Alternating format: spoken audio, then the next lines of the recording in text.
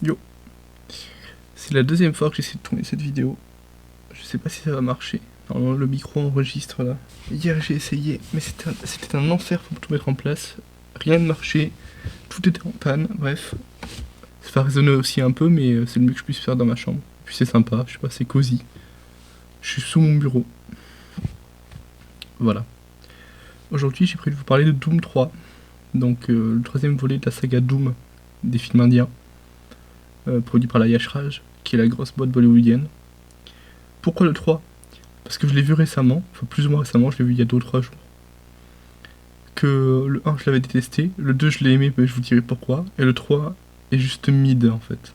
C'est-à-dire c'est des films qui sont ni bons, qu'on aime pas, qu'on déteste pas, qui sont juste moyens quoi. Alors Doom 3. Doom 3 c'est un film d'action, un thriller indien, réalisé par Vijay Krishna Acharya, avec comme star Amir Khan, Abhishek Bachchan, Katrina Kaif et Uday Chopra qui joue Ali. Pour vous résumer l'histoire, on suit les péripéties dramatiques, le drame même, qui touche une famille qui détient le Great Indian Circus, qui est un cirque dans une des grandes villes des États-Unis. Là où il pleut et il fait froid. Donc je crois que c'est soit Boston, soit, je veux dire Manille, soit Boston, soit Seattle, qui tente le tout pour le tout, son dernier tour, pour épater des banquiers qui lui donnent de l'argent donc, afin de faire subsister son cirque. Malheureusement, ça les emballe pas. C'est les premières minutes du film, donc c'est pas du spoil. Le père se suicide et laisse son enfant seul. Comme dans tous les Doom, il y a donc un méchant voleur. Ici, il est joué par Amir Khan, mais je ne spoil pas trop, je verrai plus tard si j'en parle.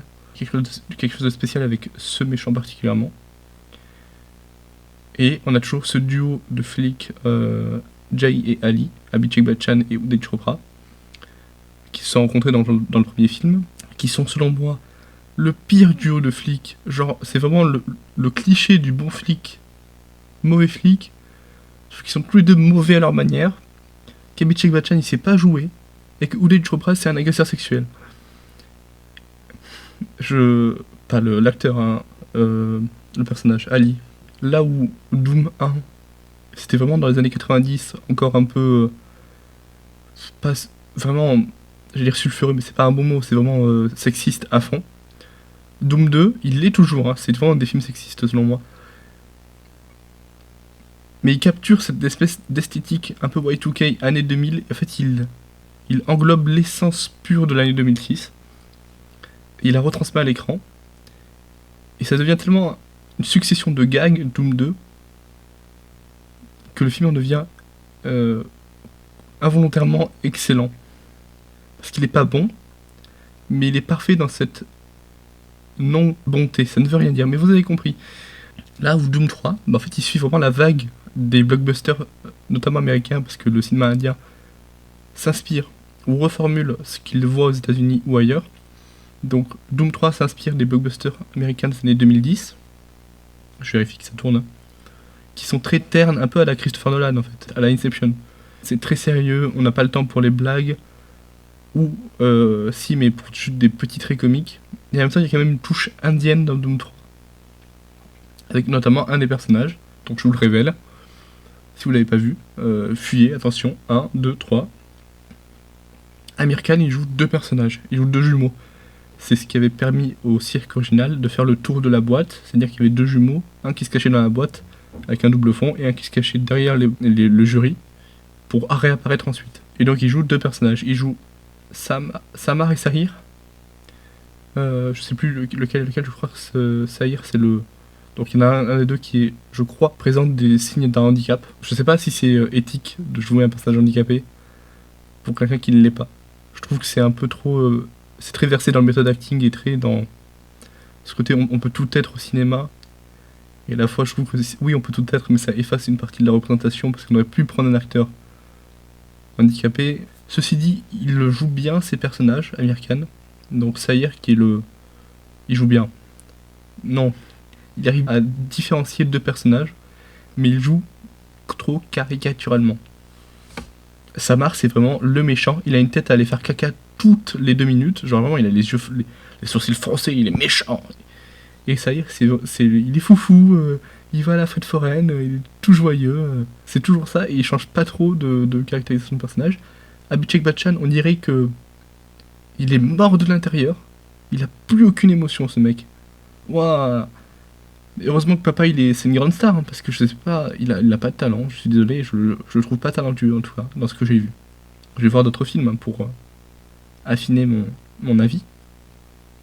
Et Ali, mais même Ali, il a même pas assez de temps d'écran pour faire son comique.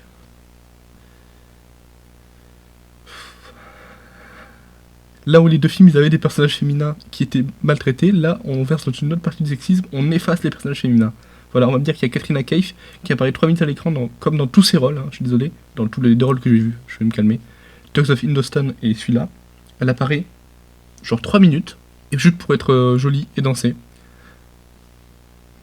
Voilà, je pense que on peut arrêter de faire ça. Ouais, c'est intéressant cette saga, c'est vraiment des capsules temporelles de leur époque, d'un Occident aussi, ou d'influence occidentale vue par le cinéma indien.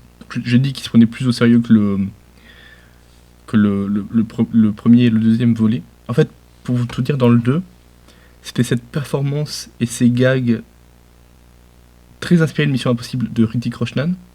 Je sais pas s'il était sorti à la même époque, je vous mettrai au montage s'il y a une Mission Impossible qui sort à la même époque ou quoi. Rien qu'avec les déguisements, avec l'exagération de cette musique, cette bande son, où à chaque action un peu extraordinaire du personnage, il y a un gros doom qui se lance. C'est génial, et il y a ces danses où Hrithik, il est pas humain, quoi, c'est une pieuvre. Alors que dans celui-là, les séquences musicales, je sais pas si Amir Khan est un très bon danseur, les séquences musicales ne sont pas très bonnes. Elles sont très molles et peu enjouées.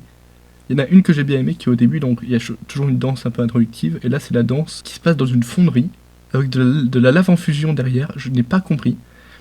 Mais c'est normal, je suppose. Il y a des danseurs, et il n'y a pas de musique, il y a juste Amir Khan qui fait une tap dance, pas une lap dance, même si j'aurais aimé. En fait, il a son chapeau, et je sais pas pourquoi il s'obstine à porter son chapeau melon. On dit son chapeau melon, le chou fin, là. Il a l'air trop ridicule. Et il fait sa petite danse, et toutes les autres danses, même, sont pas très bien. Je me rappelle qu'il y en a une avec donc Kaif, qui se présente comme la prochaine star du cirque de Samar. Parce que Samar a essayé de poursuivre son cirque, vu qu'il va voler les banques sans prendre l'argent juste pour les dépouiller. Il fait jaillir l'argent hors des fenêtres pour se venger en signant de sa main. Ça aussi c'est complètement ridicule, quoi. Il signe en hindi sur les coffres de la banque de celui qui a agressé son père, plus ou moins qui a fait en sorte que... Enfin, qui est malheureusement a poussé son père à se suicider. Et le mec de la banque, il s'aperçoit pas que c'est le seul personnage indien qui pourrait lui faire du tort. Enfin, je sais pas, c'est... Le film aurait dû se finir, je pense, en 15 minutes. Mais il dure déjà 2h30, il est beaucoup trop long. C'est quoi ces scènes d'action? Pourquoi elles sont si longues? Elles sont pas inspirées. Toutes les scènes d'action, c'est... Abhishek, Jay, pardon, j'ai utilisé les noms des personnages. Jay poursuit Samar ou Sahir. Samar ou Sahir se retrouvent bloqués par Jay, Ali et ou la police. Samar et Sahir transforment leur moto en un gadget nouveau. Samar ou Sahir s'enfuient. C'est tout ce qu'il y a dans ce film. Du début à la fin. Entrecoupé de numéros de cirque, de danse et de discussions un peu bateau qui n'ont pas grand intérêt. Voilà, il y a toujours une moto qui traverse un mur. En fait, la surenchère, elle a l'impression d'être folle, et je pense que techniquement, elle l'est, parce qu'il y a beaucoup de plans qui ont dû être difficiles à tourner, qui sont assez jolis. J'en reparlerai après. Mais elle l'est jamais, en fait, ça franchit jamais la ligne du nanar intentionnel. Voilà, ou pas intentionnel, justement. Je sais pas si le 2 a cette esthétique un peu nanardesque, parce que on a voulu la lui mettre un peu au style justement Mission Impossible, ce cocktail étrange d'action, d'humour et de drame. Bon, Tom Cruise, la scientologie, pas bon, mauvais, bah j'ai noté, mais ça me fait rire, mais je vais me répéter. En fait, je dis le truc qui sauvait le 2, c'était vraiment l'espèce de Chad face de Hrithik Roshan, et le fait qu'on pouvait pas le prendre au sérieux comme méchant. Vraiment, c'était pas possible. Et pourtant, il le campait tellement bien. D'ailleurs, esthétique camp, hein, c'est le... Rien à voir, je vais arrêter de parler.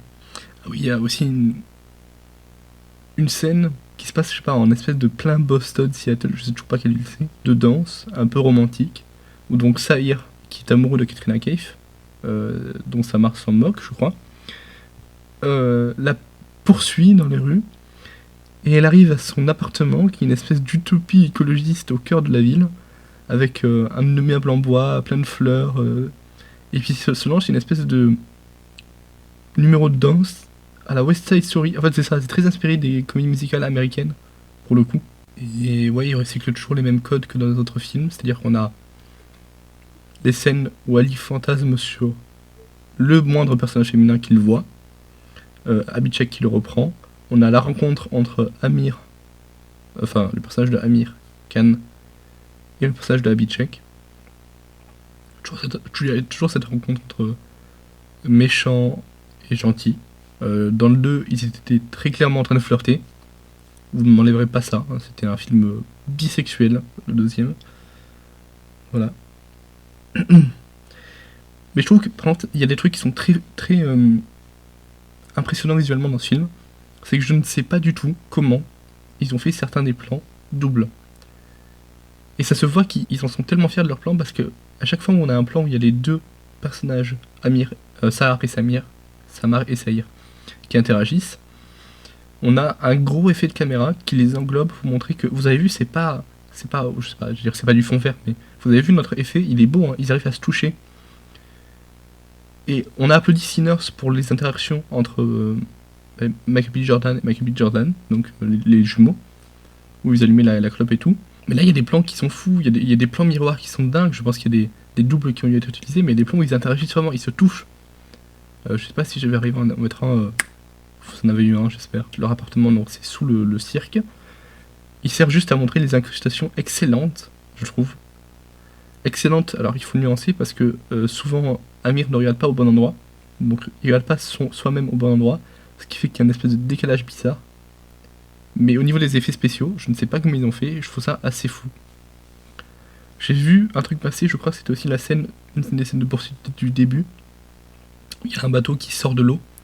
Et ça aussi, ça a dû être dur à faire, mais j'ai bien aimé le concept. Il y a toujours des twists qui sont assez amusants quand on les trouve. Je vais spoiler.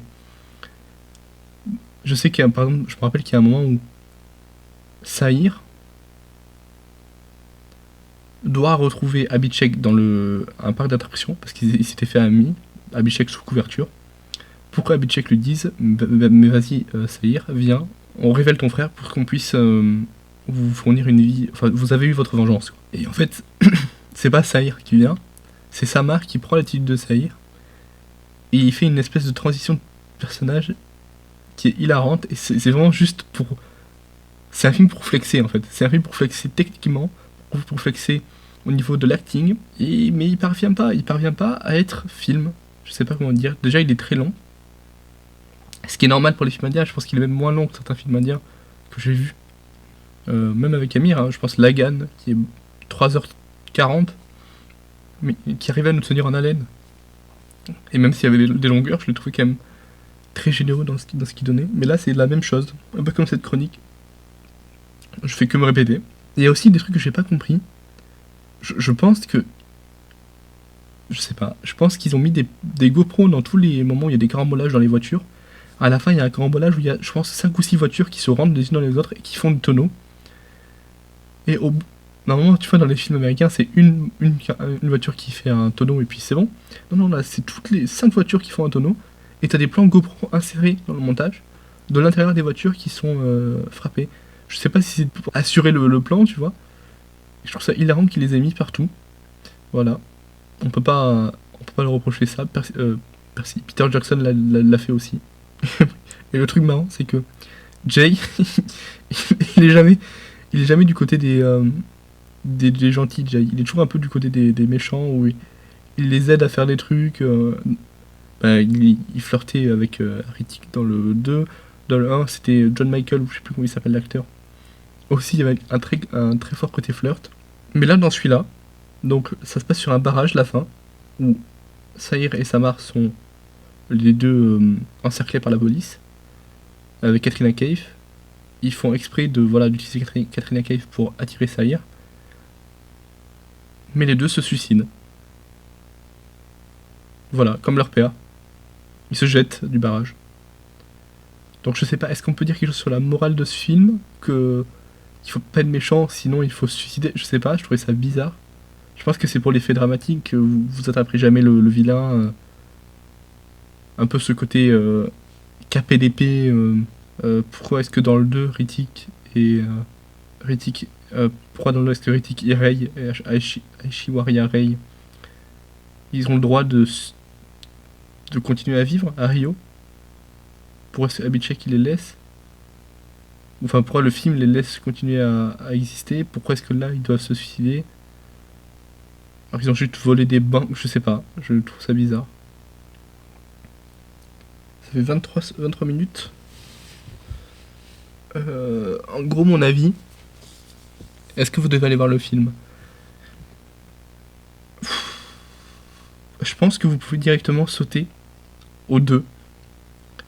Enfin, ne pas voir le 1, ne pas voir surtout le 1, parce qu'il est très sexiste. Bon, alors je vous explique pourquoi il est sexiste. Je vous mansplain pourquoi il est sexiste. L'introduction d'Abhishek dans le 1, vraiment les 5 minutes après le premier casse, parce qu'il y a toujours un premier casse, puis l'introduction des personnages, c'est une scène musicale où Abhishek et sa femme dansent.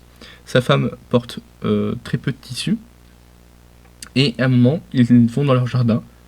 Et sa femme prend en main un tuyau d'arrosage et mime quelque chose avec ce tuyau d'arrosage. Bien sûr, elle porte un t-shirt blanc. Oui, voilà. Alors, j'ai appris en cours que c'était du coup quelque chose de récurrent dans les films. Que pour passer outre la pudeur et la censure, c'est qu'il fallait utiliser l'eau comme pour relier ça à la sexualité. C'est un peu dodgy. Et puis Ali, il est infernal dans ce film. Mais bon, c'est le pire des chiens, quoi. C'était horrible. Et dans... Bah, je vous conseille Doom 2. Parce que moi, je l'ai trouvé hilarant dans ce qu'il propose. Et puis, il y a un... non, même pas. Il y a un personnage féminin qui est cool, mais... Elle est encore définie par sa relation avec Hrithik, mais... C'est sympa. Puis Hrithik est charmant. Puis il y a ce côté un peu... yes, bisexualité représente. Moi, je dis ça, je dis rien. Et vous pouvez regarder le 3 si genre vous avez envie, je sais pas, de faire la vaisselle pendant 2h30. Vous mettez le 3 à côté et puis vous jetez un coup d'œil des fois parce qu'il y a des plans sympas. Puis il y a Amir Khan qui a des têtes rigolotes. Donc si je dois lui mettre une note, je pense que je lui mets 3 sur 5. Peut-être 2,5. Ouais, un 2,5 de la neutralité. Un sandwich tomate laitue. Avec un peu de mayonnaise. C'est tout. Pour le point de news, alors, je suis en train de préparer une vidéo, un gros dossier, mon premier gros dossier de YouTube, qui va s'appeler Yap. C'est plusieurs moments où j'ai envie de parler, j'ai envie de yapper sur des films qui me plaisent. Je vous spoile pas, mais je vous dis un truc, c'est que le film dont je parlais a une... comment dire? Il a un remaster 4K à Cannes. Et c'est un film que mon ancien prof de monstruosité au cinéma m'a fait conseiller de voir. Que j'ai beaucoup aimé, donc je vais faire un petit dossier sur ça. La vidéo sur les Pride Flag, elle est en train d'être montée. Je prends tellement de temps pour faire toutes les animations dans le truc. Je sais pas pourquoi j'ai décidé d'animer sur DaVinci, c'est horrible. Et en même temps, je me régale, c'est vraiment une passion, quoi. Je m'amuse à faire tous les petits effets, à découvrir des trucs. C'est excellent. J'ai prévu aussi de faire d'autres petits films. Et aujourd'hui arrive ce vendredi 15 mai, arrivent mes nouvelles bagues pour mes objectifs que j'ai trouvés à la brocante. Et je suis très content de les essayer. Si jamais j'ai l'occasion, je vous mettrai des plans que j'ai tourné avec. Voilà. C'est ma première mini-review. Je sais pas si je me suis trop répété, je présente mes excuses. N'hésitez pas aussi à lire les points d'amélioration en commentaire, si vous voulez. Je vous lirai attentivement. Et je ferai en sorte que ce soit mieux pour la prochaine. Peut-être pas de sous mon bureau. Voilà. Des bisous.